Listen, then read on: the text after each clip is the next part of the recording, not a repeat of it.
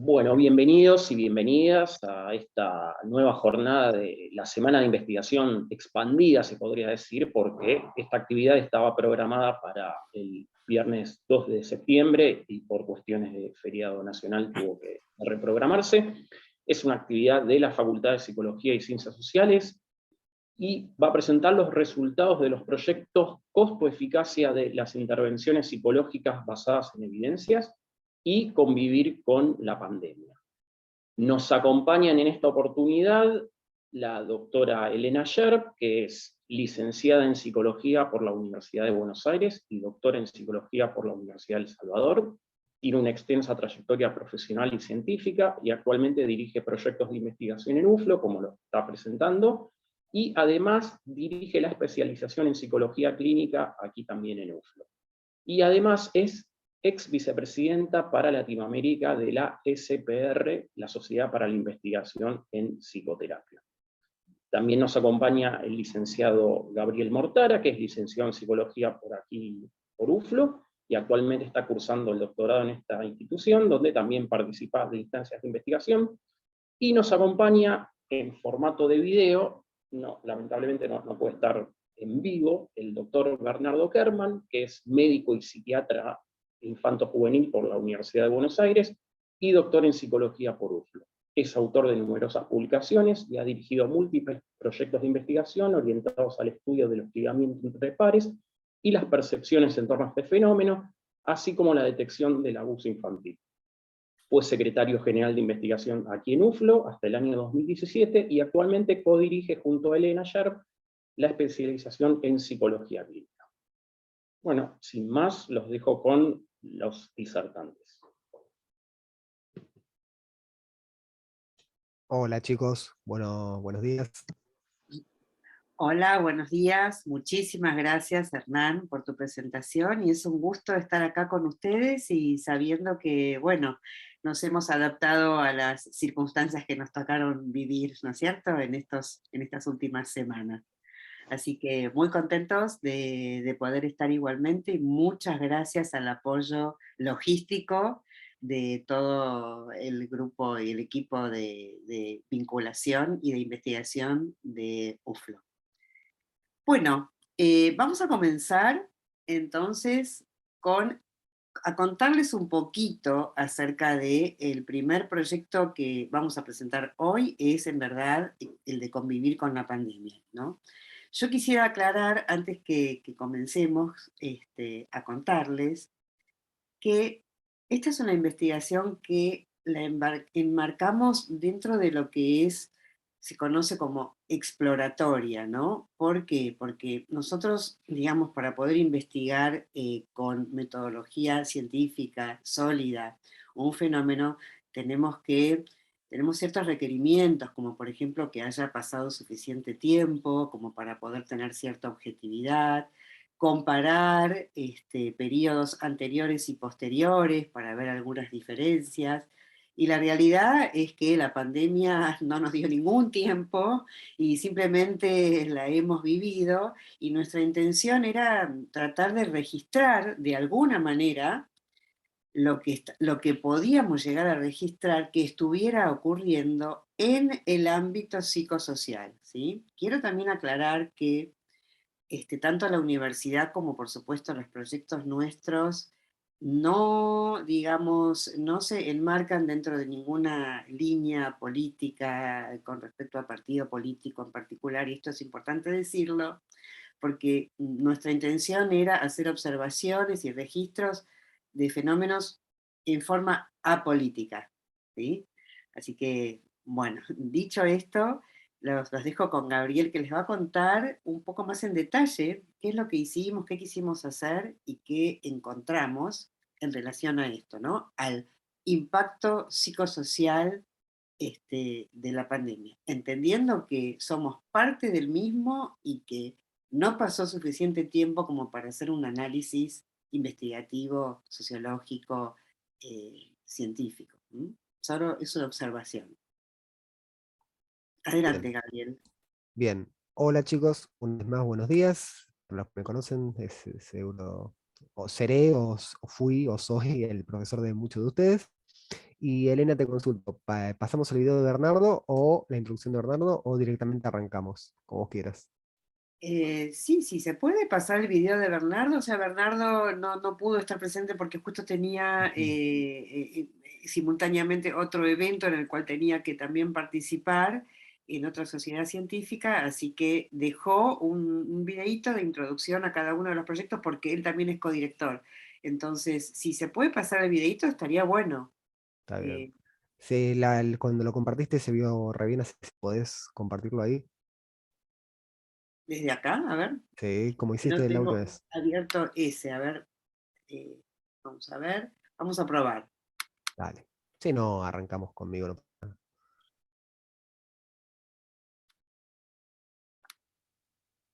A ver si nos funciona esta vez, porque todo esto es, ¿no es cierto?, relativamente nuevo para todos. A ver, un segundito. Vamos a ver si lo podemos pasar.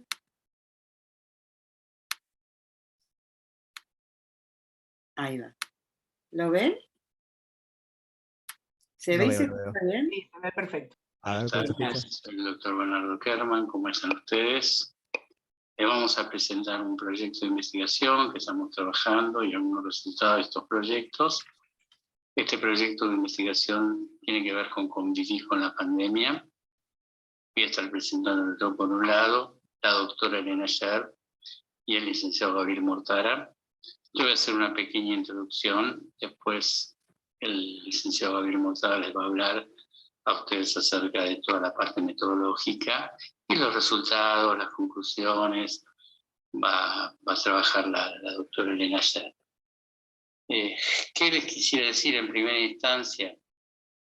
Trabajamos en este proyecto donde una primera parte que tiene que ver con la pandemia y la pospandemia.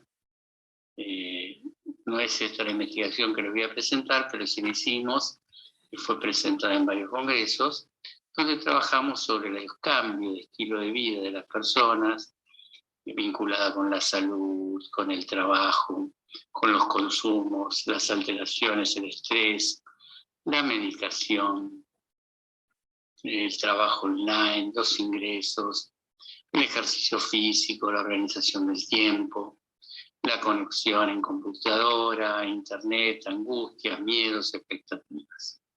Entonces también en ese momento indagamos acerca de las creencias, acerca de la pandemia, en cuanto a su origen, en cuanto a las vacunas, en cuanto al uso del barbijo, en cuanto al uso político, las muertes, y chequeamos a través de un test de Beck la sintomatología general, básicamente qué síntomas tenían de ansiedad y qué síntomas tenían de depresión.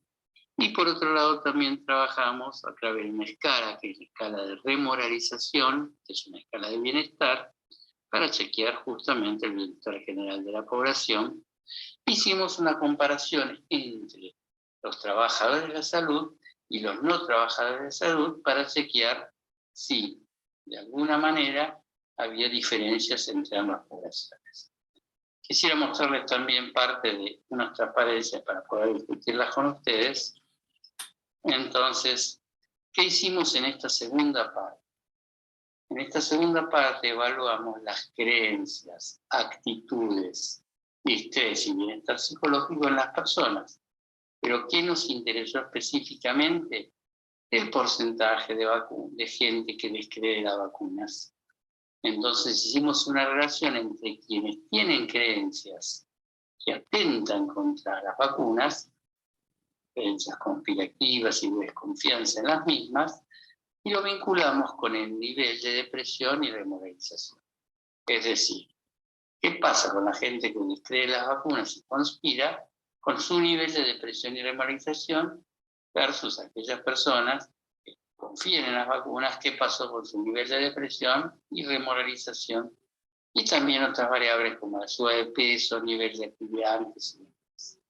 Nos pareció que era muy interesante esta segunda parte, con los cuales el licenciado Gabriel Mortales hablará de la metodología y la doctora Elena Sher les hablará de los resultados, como les dije antes, y las conclusiones.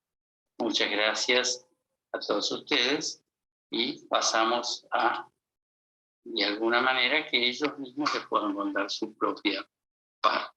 Muchas gracias.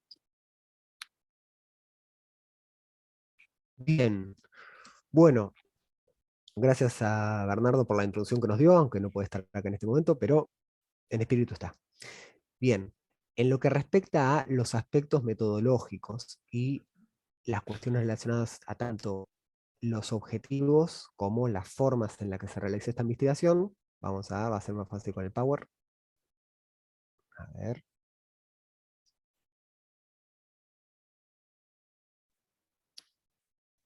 Díganme si se comparte bien.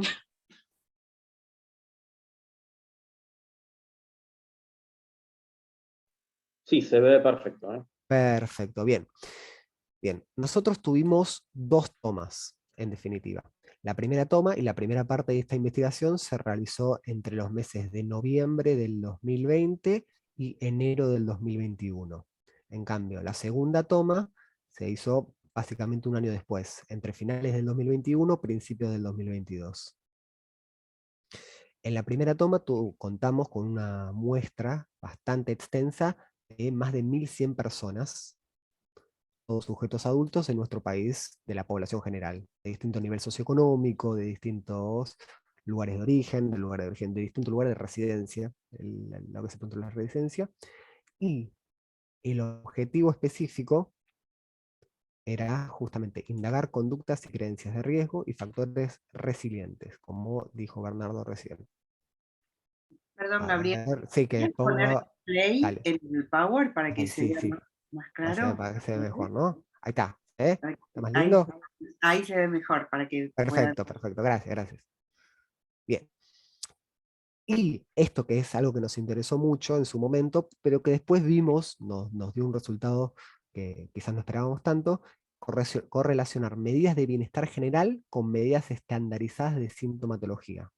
En lo que se refiere a sintomatología, nosotros nos concentramos en sintomatología relacionada con la depresión. Para evaluar la sintomatología relacionada con la depresión, ya sea en su factor conductual, conductual, cognitivo o emocional, empleamos el inventario de depresión de Beck, el número 2, que es el instrumento para evaluar la depresión más empleado en el mundo. Y para esta cuestión de, acá dice bienestar general, pero más específicamente estamos hablando de un constructo, una variable, que es la remoralización, que es, si se quiere Elena, puede como darles la definición más concreta, pero es una, como dijo, si querés Elena.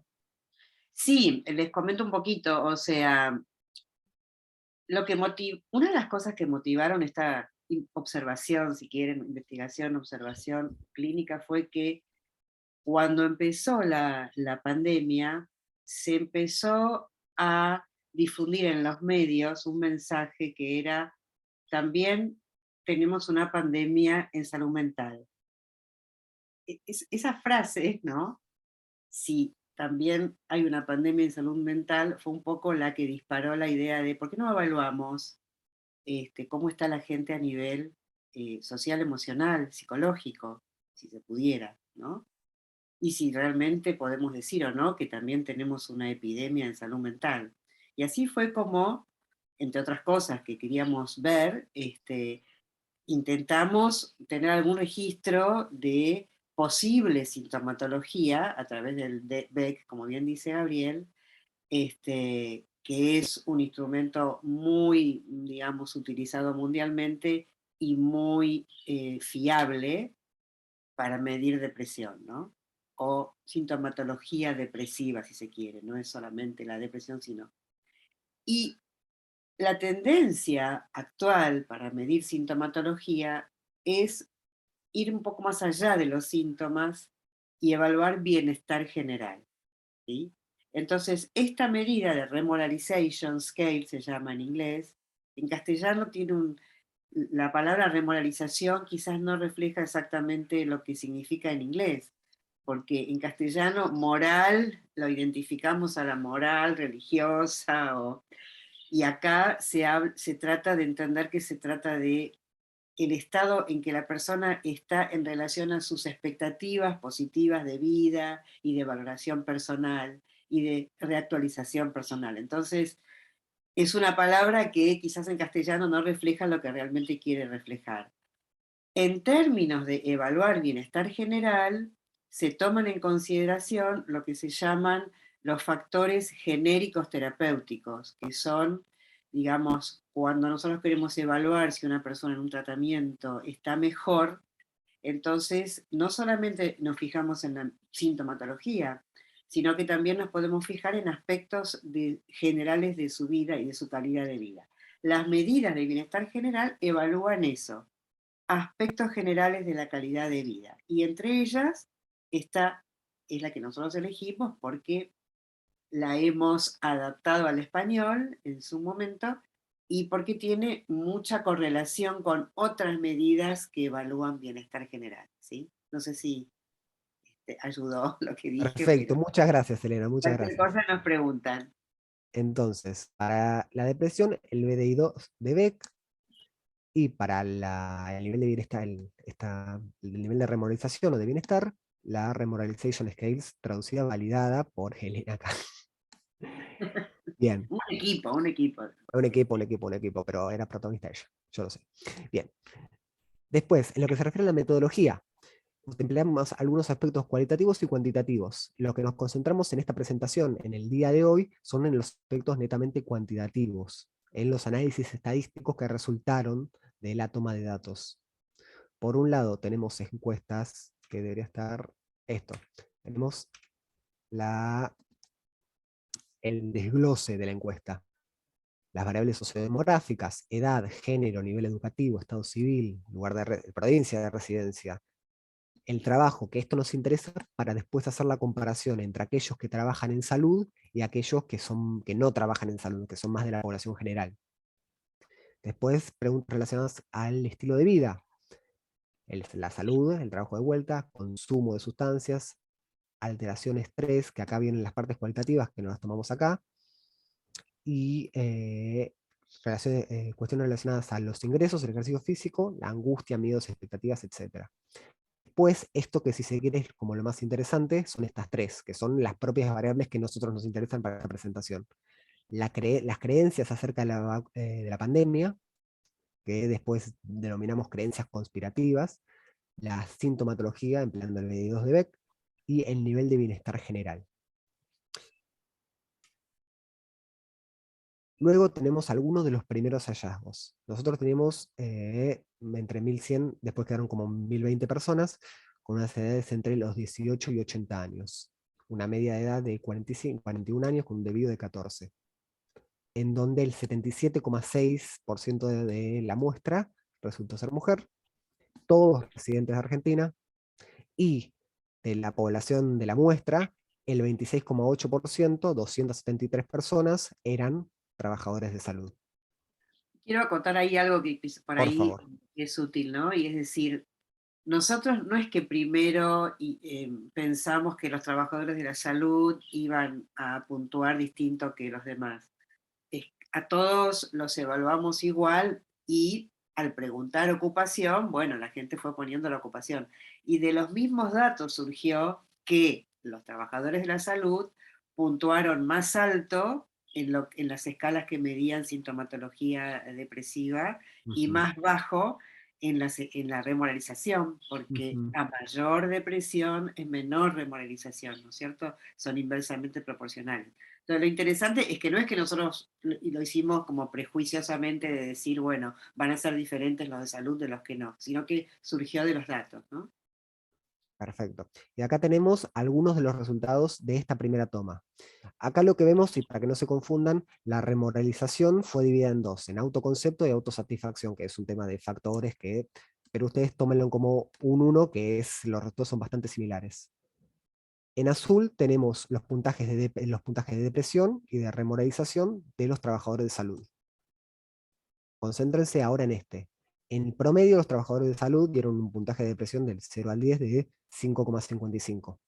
En cambio, la población general, las otras 700, más de 700 personas, 700, 600, 700 personas, dieron un puntaje de menos de la mitad. O sea, dense cuenta la diferencia en el nivel de la presencia de sintomatología depresiva. En cambio, vemos una diferencia aún muy significativa, pero menor en el nivel de bienestar general, cuando evaluamos las diferencias según la escala de remoralización, en donde la población general aún presenta un nivel significativamente mucho más alto, pero no es una diferencia tan enorme, por así decirlo, como en lo de depresión. Esto es como se leen los resultados estadísticos. Lo importante acá es que este numerito de acá sea menor a 0,05. Y en este caso lo es. Así que lo que podemos apreciar es que los trabajadores de salud durante esa primera toma presentaban un nivel significativamente más alto de sintomatología depresiva y un nivel significativamente más bajo de bienestar general. En lo que se refiere a toda la muestra y empleando los puntos de corte del BDI-2 y de la escala de remoralización, podemos ver que no se presentaron puntos estadísticamente significativos. Y esto es interesante, porque nosotros en un principio hipotetizábamos en un principio que habría de haber, o por lo menos en determinado aspecto de la población, depresión ya sea clínica o un nivel de bienestar no clínico, un nivel de bienestar bajo, por así decirlo, clínicamente significativo. Y lo que vimos es que a pesar de las cuestiones de pandemia, que son bastantes, son muchas, y que a todos nos cambió la vida porque así es, los niveles tanto de bienestar como de depresión se mantuvieron dentro de puntos de corte de estándares no patológicos. Esto fue para nosotros en un momento una sorpresa. Después, ¿cómo leemos esto? Y esto es algo importante para aquellos que estén por hacer la tesis cuantitativa, que estén en los últimos años de la carrera, que estén pensando un trabajo. Esto se llama, aquí en la lección de metodología, una tabla de correlación. Acá tenemos nuestras tres variables, que es el BDI-2, el puntaje de depresión y los puntajes de remoralización, y acá las tenemos repetidas. Y acá lo que me dice es cuando una sube o cuando una baja, ¿qué le pasa a la otra? Este numerito me representa la correlación. Y tienen que fijarse en tres elementos. Primero, si es positivo o negativo. Segundo, si tiene asteriscos o no tiene asteriscos. Y tercero, qué tan cerca está ese número de un 1. La correlación va desde el -1 hasta el +1. Y mientras más cerca esté de esos extremos, más fuerte es la relación entre las variables.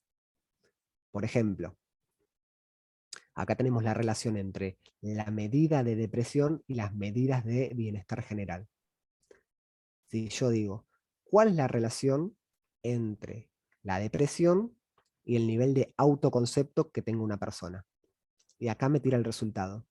Menos negativo, punto, coma, 58. ¿Esto qué me dice? Que a mayor depresión, menor nivel de autoconcepto, o viceversa, a mayor nivel de autoconcepto, menor depresión. Me está diciendo que hay una relación negativa estadísticamente significativa. Por eso son los asteriscos. Los asteriscos son que te dice, ¿esta relación es estadísticamente significativa? Sí. Y vemos que es bastante alta. Esto tiene sentido y es una forma más que de validar, por así decirlo, o de darle crédito a la escala de remoralización, que tenga una relación tan significativa con algo relacionado que es la depresión. Y vemos cómo esta relación se mantiene, ya sea con autoconcepto o con autosatisfacción. Ambas relacionadas a la depresión nos da muy negativo. Y en cambio, las medidas que son parte de la misma variable, remoralización, autoconcepto y autosatisfacción, nos da un puntaje positivo muy elevado. O sea, cuando esta sube, esta también. Cuando esta baja, esta también. ¿Se entendió? ¿Fui muy rápido? ¿Qué te pareció, Elena? Me pareció clarísimo, pero Bien. claramente no se sientan, o sea, sabemos que el grupo que está escuchando es heterogéneo, puede haber gente que ya cursó la materia, puede haber gente terminando la carrera, puede haber egresados, puede haber profesionales, así que no teman preguntar o las dudas que tengan, ¿no es cierto? Porque la información va a tener distintos niveles de complejidad. Bien. Por otro lado, tenemos la presentación de un póster que realizamos para... ¿dónde era? Era en Alemania, pero no me acuerdo el lugar, era acá, ¿no? Era la exposición de... Heidelberg. Ahí está, Heidelberg, en Heidelberg Alemania. online, porque no se pudo Claro. ir. No viajé a Alemania, chico, no, yo no tengo esa suerte. Algún día voy. Pero bien, en nuestros pósters se evidencia claramente la influencia de un factor muy importante. Esto es lo que sacamos de la investigación y lo que nos da pie para investigaciones futuras, que son las creencias respecto a la pandemia. Si yo te pregunto, por ejemplo, si la vacuna es insegura, si yo te pregunto, por ejemplo, la opinión respecto a lo adecuado que fueron las medidas preventivas impulsadas por el gobierno, o si... Interrumpo un poquito, ¿no? Por O sea, favor, por favor. toda la primera parte que dijo Gabriel, por ahí sencillamente se puede concluir esto. A ver, no podemos asegurar o afirmar que, al menos desde nuestra observación exploratoria, hubiera indicios de que hemos vivido una pandemia, una epidemia en salud mental. Porque, como bien mostró Gabriel, cuando evaluamos la sintomatología depresiva en la población general, no arrojó medidas clínicas significativas, ¿sí? Pero sí podemos decir después en el desglose de algunas preguntas que, por ejemplo, cuando se preguntó si la gente estaba angustiada o asustada, eh, por supuesto, la mayoría contestaba que sí, ¿no es cierto? Pero tenemos que diferenciar lo que es, bueno, el normal, la normal sentimiento de angustia o de miedo con lo que es una patología, ¿sí? Eso nos parece importante también para la clínica. Y más allá de eso, ahora el análisis que, no sé si Gabriel tenés las preguntas de las creencias discriminadas, para que A vean, ver, eh, no, creo que no lo tengo en el Power, pero lo tengo acá. Se las las preguntas puedo... discriminadas, Sí, porque por ahí si no, al decir conspirativas, por ahí no se claro, entiende bien. tenés razón. A ver, Acá acá las tengo. preguntan si podemos encontrar el artículo académico sobre los resultados de la investigación en Internet. Eh, lo podemos subir. La verdad es que no lo hemos subido, porque como es una investigación ongoing, ¿no? O sea, está continuada, pero lo podemos subir, ¿cómo no? Bien. Las preguntas, en un principio las dividimos en aspectos positivos, como la variante positiva y la variante ¿Pero las negativa. tenés por ahí discriminadas, como para que sepan cuáles son? Las tengo para leer, las tengo acá en la propia encuesta. Bueno, Las voy a preguntas eran, ayudar a leerlas. cada una tiene como su variante positiva y negativa, y empiezan así. La pandemia de COVID-19 no existe, es una manipulación de los gobiernos. La pandemia de COVID-19 es un problema generado por un nuevo virus para el que en ese momento todavía no hay medicamento o vacuna. Esta la cambiamos en la segunda toma. Las medidas preventivas y restrictivas de los distintos estados ante la pandemia son una nueva dictadura mundial. Las medidas preventivas y restrictivas de los distintos estados son la mejor forma de cuidar la salud. El barbijo es causal de enfermedades. El barbijo es una medida preventiva eficaz para reducir la propagación del virus. La vacuna es peligrosa, la vacuna es segura. Las muertes por COVID-19 son causadas por el nuevo coronavirus. Ahí está. Las muertes por COVID-19 son debido a otras causas y se informan como COVID. Como pueden ver, son 5 preguntas, cada una con su variable positiva y negativa, en donde evaluamos el nivel de creencia respecto a cada una de estas. También quiero aclarar algo. Perdón, estoy aclarando mucho No, por porque favor, no, está perfecto, está perfecto. que, o sea, nosotros no es que, digamos, cuando empezó la pandemia nadie sabía nada, ¿ok? Nadie. Y a medida que fue evolucionando, algunas cosas se empezaron a saber. Entonces, cuando preguntamos si las vacunas son seguras o no son seguras, lo preguntamos en forma genérica porque todavía no estaban las vacunas. Pero lo que fue muy interesante es que después que las vacunas ya sí estaban circulando en la población, continuaba habiendo un porcentaje de respuestas que decían que no confiaban en la vacuna. Eso fue, y esas personas que no confiaban en la vacuna se correlacionaban sus respuestas también con las respuestas negativas respecto a otros aspectos de la confianza o no en las medidas sanitarias y tal, ¿no? Quiero reiterar que no tiene un cariz político esto, ¿no? Perdón. Bien, justamente acá pueden ver algunos de los aspectos que mencionaban recién. Estas son dos preguntas que se hicieron respecto a qué tan de acuerdo está una persona, o qué tan en desacuerdo en realidad está una persona con que las vacunas sean seguras, y qué tan en desacuerdo está una persona con las restricciones. En azul tenemos la primera toma, que se hizo a finales de 2020, principios de 2021, y la segunda toma que se hizo a principios de este año, final del año pasado. Dos momentos que temporalmente no hay mucha diferencia, pero en la realidad hay una diferencia. En el momento de la pandemia es de diferencia total. Y acá vemos cómo tanto el nivel de desacuerdo con las restricciones y el nivel de desacuerdo con que las vacunas sean seguras bajó una vez que las personas empezaron a vacunarse, una vez que las personas dejaron de, o mejor dicho, que ¿cómo se dice? La atención en terapia intensiva, sí, bueno, la atención en terapia intensiva bajó. Y la severidad de la gravedad de la enfermedad. Está, la severidad bajó.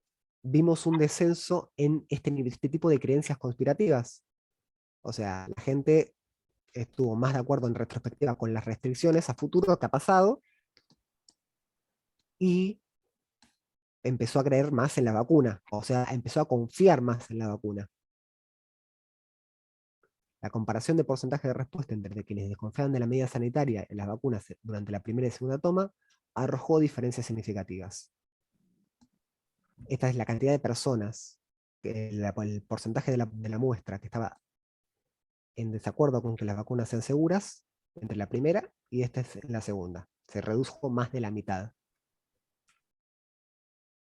Y por último, lo que hicimos y en esta segunda toma... Hay que aclarar que es significativo el hecho de que aún después de que se haya reducido a casi al mínimo la gravedad de la enfermedad, y aún después de que gran parte de la población mundial, no sé exactamente el porcentaje, pero seguro que más del 50% en los países, por lo menos de Occidente, estuviera vacunada, y en particular en la Argentina el porcentaje de vacunados fue muy alto comparado con otros países, incluso de Latinoamérica. Todo esto está publicado, fácilmente accesible. Lo que no está publicado es que todavía hay un porcentaje, por más que descendió respecto del primer porcentaje de incertidumbre, todavía hay un porcentaje de personas que se obtienen una muestra que nada más tampoco es representativa, porque creo que la segunda muestra fueron algo así como 400 personas, ¿no? Pero indica algo, ¿no? Como que existe un descreimiento, a pesar de que la ciencia muestra resultados, ¿no? Hay aún todavía después de... Hay una sección de la población, un segmento de la población que es escéptica de las vacunas. Claro. Bien.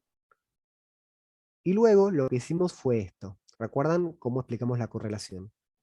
Entre este 1, 2, 3 es el mismo 1, 2, 3 que acá. Y si el número es negativo y más cerca del 1, entonces cuando uno sube la otra baja. Si el número es positivo, entonces cuando una sube, la otra sube, o cuando una baja, la otra baja. ¿Está bien? Acá lo que hicimos fue el nivel de depresión, el nivel de remoralización total y el nivel de creencias conspirativas, que ahí a futuro vamos a hablar un poquito más de lo que planeamos hacer, pero básicamente esto.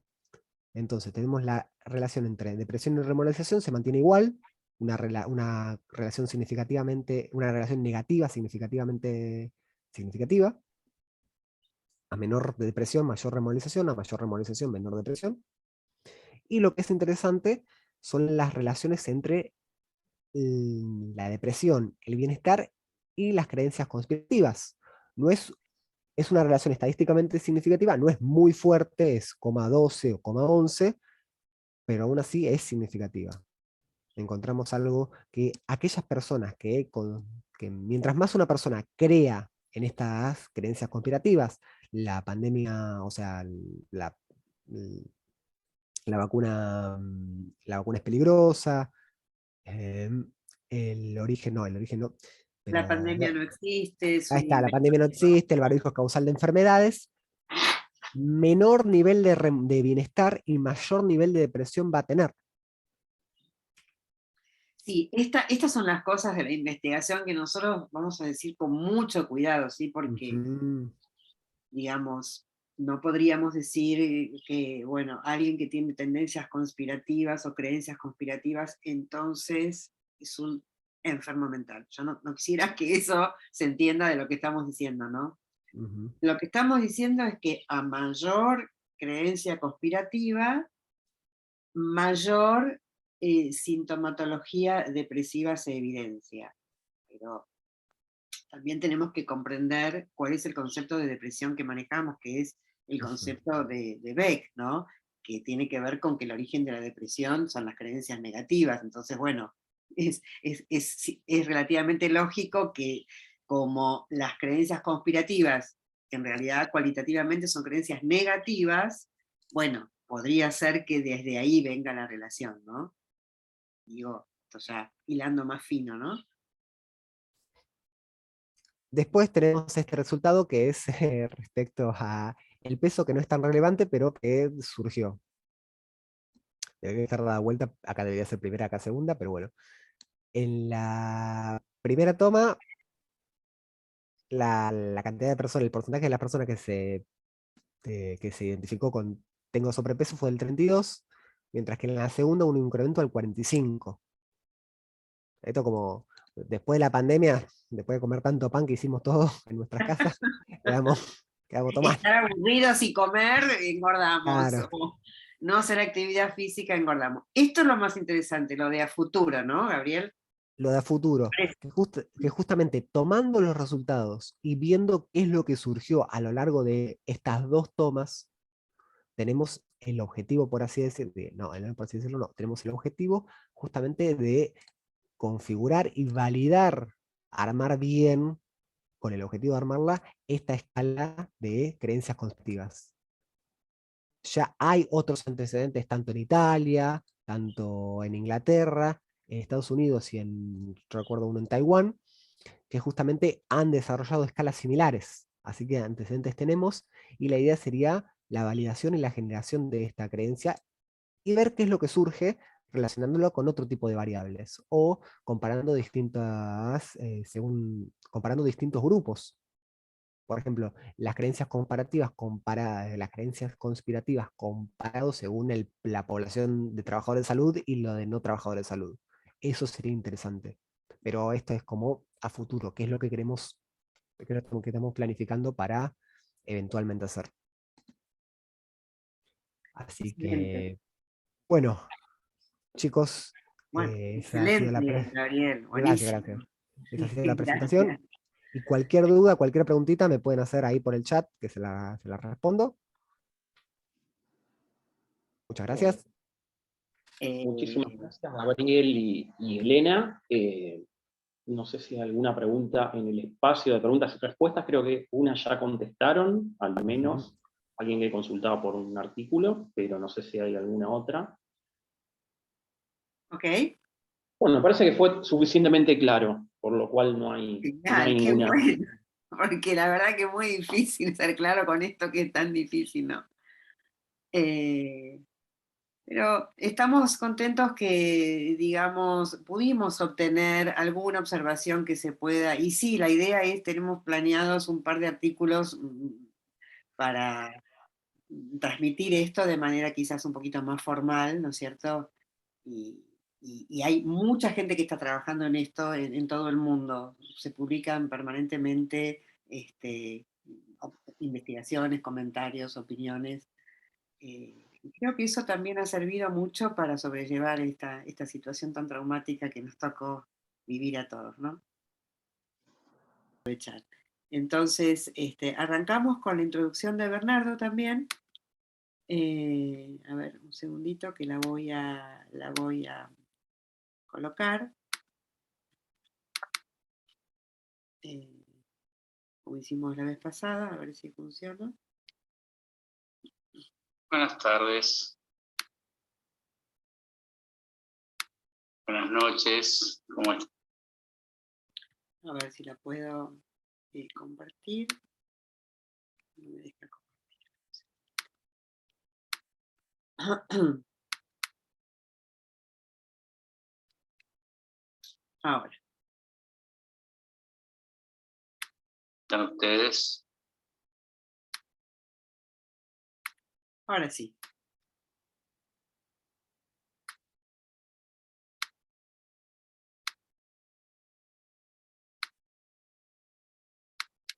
Vamos a trabajar en este momento, vamos a charlar en este momento sobre un proyecto que venimos realizando la doctora Elena Scher, que les habla, doctor Bernardo Kerman, y el licenciado Gabriel Mortada, vinculado con el costo, eficacia de las intervenciones psicológicas basadas en la evidencia.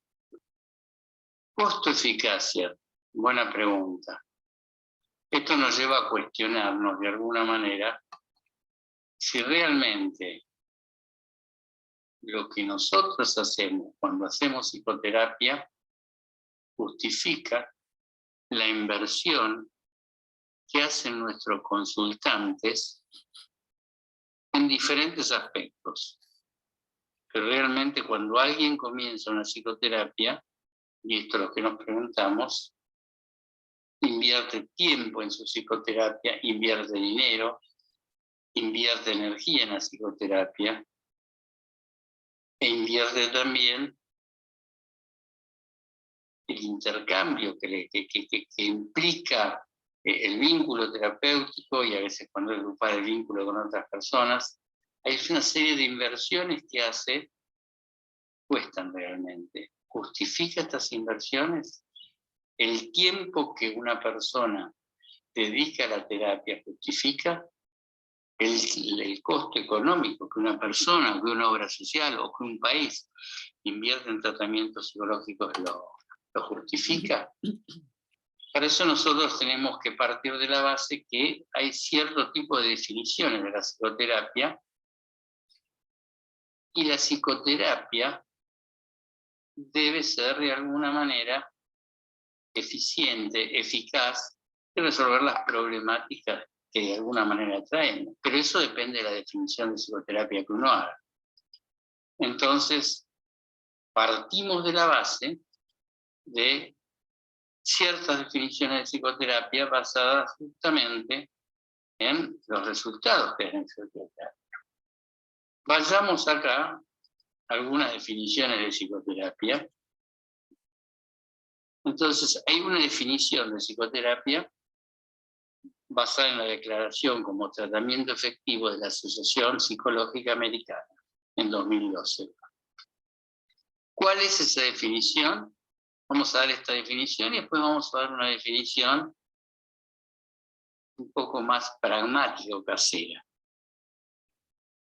La Asociación Psicológica Americana define la psicoterapia como la aplicación informada y deliberada de métodos clínicos y posicionamientos interpersonales que derivan de principios psicológicos establecidos. Y esta parte que sigue es importante, con el propósito de ayudar a las personas a modificar sus conductas, cogniciones, emociones y otras características de personalidad en la línea que los participantes estimen conveniente. Pero fíjense que está dirigido a lo que es modificar sus conductas, cogniciones, emociones y otras características. No está dirigida solamente al autoconocimiento, sino que está esperando una modificación. Una definición pragmática, le diría, es una de las definiciones que yo suelo poner en algunos de los libros y con los cuales coincidimos también con Elena y con Gabriel, es que la psicoterapia es una serie de procedimientos informados por parte de uno o unos terapeutas Uno, basados en la comunicación, verbal o no verbal, con el objetivo de modificar, reestructurar y resignificar, o sea, a través de ese tipo de acciones de modificar, reestructurar, resignificar, pensamientos, imágenes, emociones, sensaciones, conductas, interacciones sociales dentro de su medio social que se ajustan a los objetivos de los consultantes con el fin de resolver los síntomas que trae la persona y mejorar la calidad de vida. Esto es importante, sí, porque a los fines de evaluar costo-beneficio, cuando nosotros hacemos psicoterapia, tenemos que saber que lo que estamos haciendo va a modificar pensamientos, imágenes, emociones, sensaciones, conductas, interacciones sociales, para lograr como objetivo que el síntoma por el cual viene una persona se pueda resolver, y por el otro lado con el fin de lograr que las personas mejoren su calidad de la vida. Entonces, hay evidencia en investigaciones clínicas rigurosas, hablando de la eficacia, que hay ciertas terapias y hay una variedad de psicoterapias que realmente producen resultados efectivos, tanto en cuanto a mejorar la calidad de vida como a resolver los síntomas en niños y adultos mayores. Que hay una gran diferencia entre cuando se aplican estos métodos y cuando no hay tratamiento, lo cual es importante. Y entonces, que esto es importante que se confirme la eficacia de la psicoterapia en diferentes condiciones y contextos. Por eso es importante, hablando de costo y eficacia de la psicoterapia, entonces que haya evidencia científica que lo que estamos haciendo brinde resultados y la relación costo-eficacia sea positiva. Que el costo justifique realmente la inversión que hace la persona para lograr resultados. Entonces la terapia debe reducir la discapacidad, la morbilidad y la mortalidad, debe mejorar el funcionamiento de la persona en sus diferentes áreas y roles, y básicamente también en su trabajo, que además disminuye los días de hospitalización psiquiátrica, que los costos laborales y los costos vinculados con el tratamiento, y hacer las hospitalizaciones, internaciones, sean los menores posibles a través de algo que funcione y sea efectivo para eso, y que posibilite la reducción del uso innecesario de los servicios médicos y quirúrgicos, incluso en personas con enfermedad mental. Esto nos lleva a pensar, después Elena les va a hablar con más detalle de la investigación y de todos estos conceptos, que el tipo de psicoterapia que usemos sea un tipo de psicoterapia que puede evidenciarse los resultados y las diferencias entre antes de la psicoterapia y después de la psicoterapia. Que no basta el autoconocimiento. Entonces, para ello hay todo un espectro de psicoterapias basadas en la evidencia, y que la evidencia da como resultado resultados objetivos, donde cambia la conducta de la persona, donde cambian las emociones, donde cambian los pensamientos, las representaciones internas, imágenes, sus interacciones sociales, donde desaparecen los síntomas y mejora la calidad. Entonces, ¿qué es la psicoterapia basada en evidencias? La integración de la mejor investigación disponible posible, más la experiencia clínica, obviamente, dentro del contexto de las características de ese paciente, las preferencias culturales de valores y de tratamientos disponibles, y que nosotros no terminemos ajustando a nuestro consultante al tipo de terapia que nosotros conocemos, sino que busquemos la mejor terapia para cada paciente y ajustemos la terapia a la necesidad de cada paciente. Por eso la necesidad de esta investigación, la necesidad de evaluar el costo y la eficacia de las psicoterapias basadas en evidencia, y entonces les paso ahora con Elena para que pueda contarles un poco más de eso y para que puedan trabajar un poco más. Muchas gracias. Dejo de compartir pantalla. Les agradezco su atención y les paso con la doctora Elena Sherpa.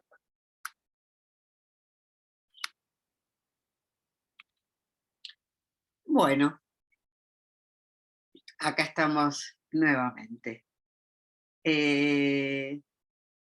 Yo lo que voy a hacer ahora, para contarles un poquito de la investigación, es abreviar la parte, digamos, del marco teórico, porque ya está bastante descrita por todo lo que comentó Bernardo recién en forma virtual.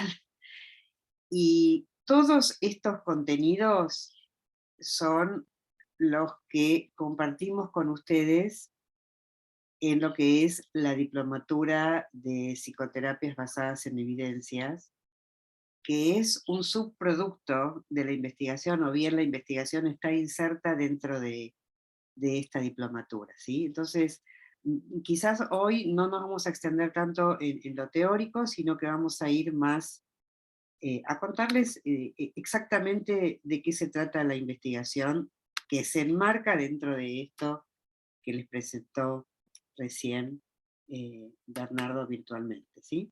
Cualquier duda, por supuesto, me dicen. Obviamente esta es una investigación ya inserta en la clínica, así que hay muchas cosas que de alguna manera están por sobreentendidas y que están más dirigidas a personas que ya están trabajando, ¿sí? Bueno, entonces les comparto pantalla para ser más claros. Costo-eficacia de las intervenciones psicológicas basadas en evidencia es algo que ha sido estudiado y está siendo estudiado en todo el mundo por grandes grupos de investigación con un gran financiamiento de los distintos gobiernos, así que está hoy por hoy, digamos, declarado que la psicoterapia es costo eficaz, ¿sí? Ustedes después pueden recorrer, yo les voy a dejar en este Power un montón de investigaciones que así lo indican, pero bueno, hoy no vamos a tener tiempo, ni es la idea de contarles sobre cada uno, ¿sí? ¿La psicoterapia siempre fue científica? No. ¿La psicoterapia siempre estuvo basada en evidencias? No. Tampoco la medicina, ¿sí? Estuvo siempre basada en evidencias. Es una tendencia de la segunda mitad del siglo pasado, ¿sí? Antes, la manera en que teníamos de recibir la información acerca de cómo son los tratamientos psicoterapéuticos era a partir de los casos, ¿sí? Los casos de Freud, que todos en algún momento de la carrera de grado habrán estudiado, ¿sí? Entonces, los casos de Freud eran la evidencia que teníamos de cómo se debería trabajar, o cómo transmitir, o cómo hacer con los pacientes, ¿sí? Ahora, en estos casos de Freud, lo que tenemos son relatos fantásticos, lo que tenemos son análisis hermenéuticos, pero en relación a los métodos que hoy se conocen de comprobación científica, no podríamos decir que fueran o pudiéramos entenderlos como científicamente validados. ¿Está bien? Entonces, a partir del año 2011, y después de una larga historia de investigación y de aplicación de metodologías de investigación a la psicoterapia, se emite la declaración de la American Psychological Association, que es la organización más grande que reúne profesionales de la psicología clínica, de que los tratamientos psicológicos son efectivos para el tratamiento de problemáticas en salud mental, ¿sí? Y por lo tanto es considerada una práctica científica, se reconoce su efectividad en una multiplicidad de problemas psicopatológicos, no solamente, digamos, las antiguas neurosis y psicosis, sino los problemas psicopatológicos como están definidos en los manuales de clasificación actuales, y también se reconoce que es costo eficaz. Así que todo esto está de alguna manera formalizado y avalado por el Instituto Nacional de Salud de Estados Unidos y de muchos países de Europa, y por ende también aplicado a nuestra región, ¿sí? Así que yo no voy a recorrer todos los distintos estudios de investigación sobre los que se basa para esta declaración, que bueno, también es accesible, la pueden ver por internet, pueden ver los detalles que les interesen.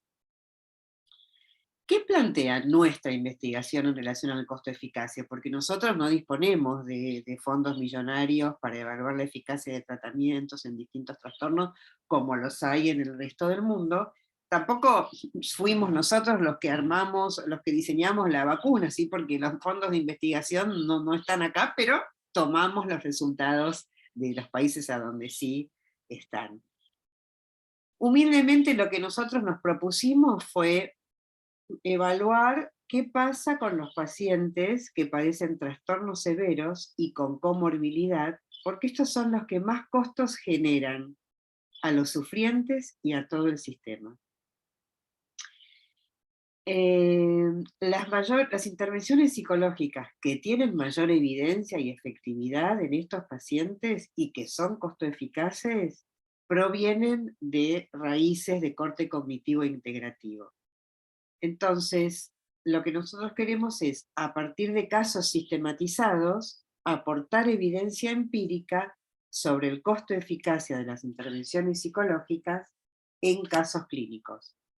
No en casos clínicos relatados como los casos de Freud, sino en casos que podemos ir aplicando determinados sistemas de evaluación del proceso terapéutico para dar cuenta de sus resultados, ¿sí? Yo paro un poquito para saber si están bien, están mareados, vamos bien. ¿Les parece? Sí, Elena, creo que, bueno, por lo menos yo creo que está bien. Buenísimo. Bueno, entonces, continuamos. Seguimos compartiendo. Entonces,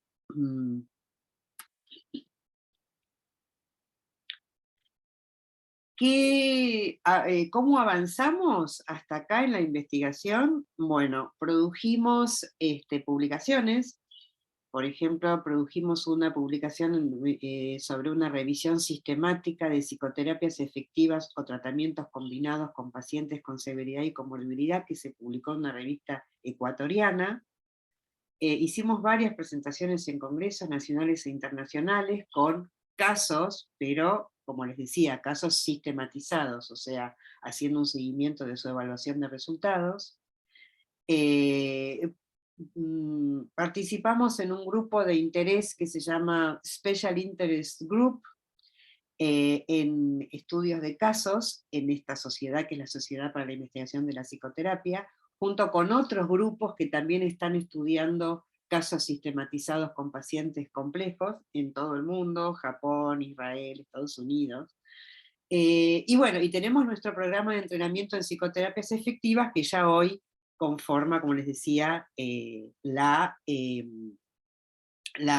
especialización en psicología clínica, ¿sí? Esto vamos a dejar para otro momento. Entonces, hasta acá tenemos alrededor de 50 casos, desde que empezó la investigación, que fue en el año 2010, o sea, en otro contexto. Hasta ahora hay 50 casos. Esas son las variables sociodemográficas.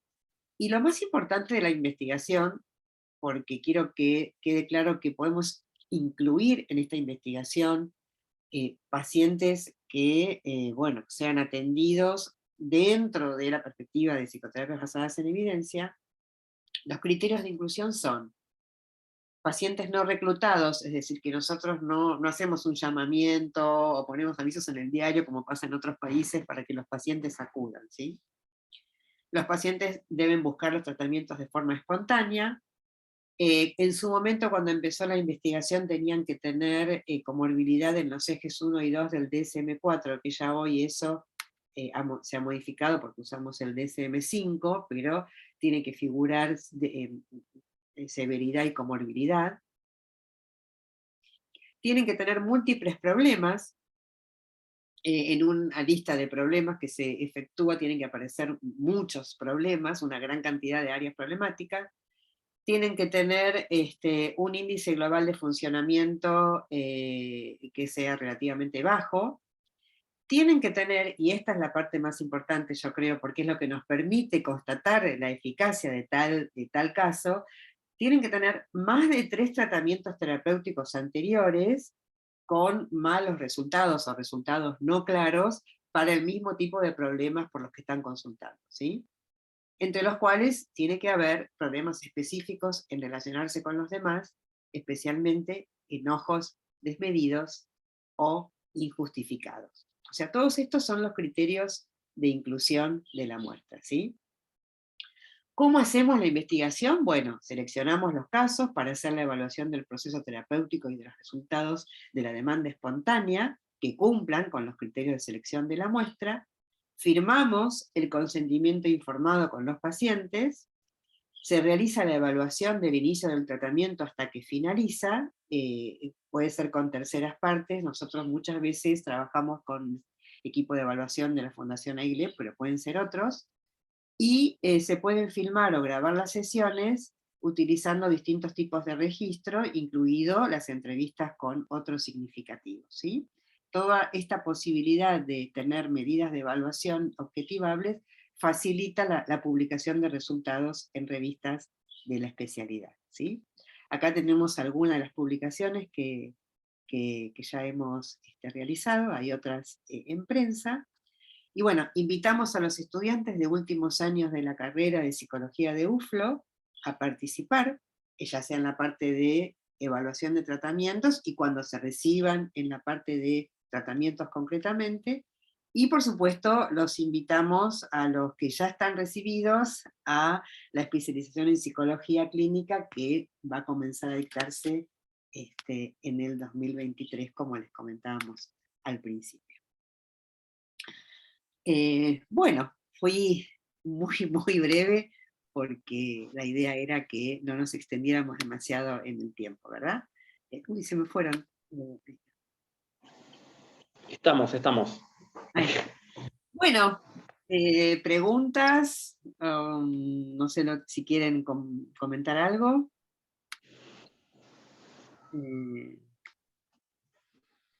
No, Acá, no. bueno, tenemos un comentario de Melissa, súper, felicitaciones, gran trabajo. Bueno, gracias, muchísimas gracias. Y muchísimas gracias a todos los que están teniendo la paciencia de estar acá. Espero que hayan aprendido. Y estamos en comunicación para lo que necesiten saber y también para conocer las condiciones de participación en la investigación. Y también les queremos contar que esta sociedad de la que estábamos hablando posee algunos programas de premios o quizás ayudas económicas pequeñas para poder participar en los congresos. No solamente hay congresos internacionales que requieren viajes un poco más onerosos al día de hoy, pero también hay congresos regionales y se está armando un capítulo argentino de la sociedad en el cual también es mucho más fácil participar, ¿sí? Para los que estén interesados, tienen nuestros mails y con gusto los orientamos.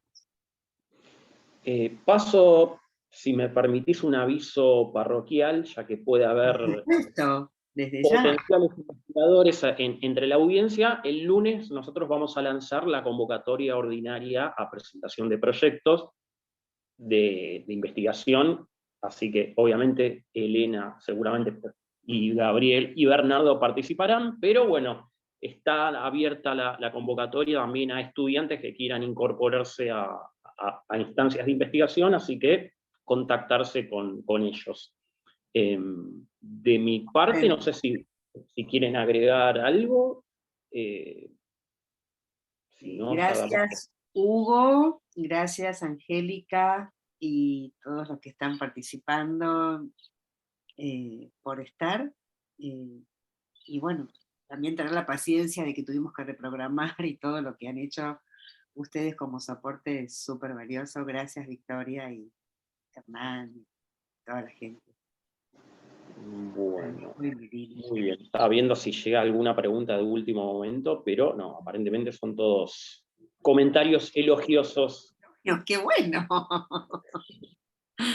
Bueno, vuelvo a agradecer esta vez, entonces, perdón por el cierre anticipado mío, vuelvo entonces a agradecerles a ustedes, a Gabriel y a Elena, y bueno, Bernardo en algún momento verá esta grabación, seguramente, así que invitadísimos a contactarse con los disertantes de hoy y con la Secretaría de Investigación en caso de que quieran iniciarse en este camino que es la ciencia y la tecnología.